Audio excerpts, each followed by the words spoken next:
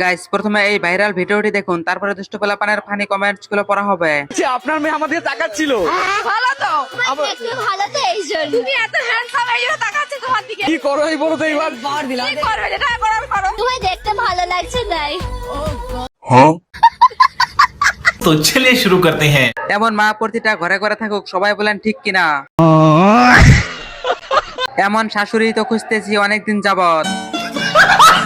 জীবনে দুইজন ব্যক্তির প্রেম হবে না, এক আমি আর একজন যে ভিডিওটি দেখতেছে। এমন আম্মু প্রতিটা ঘরে ঘরে থাকুক, সবাই আমিন ক।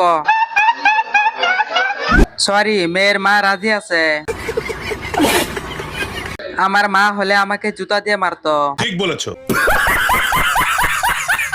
এসব মা বাংলাদেশিদের কপালে নাই।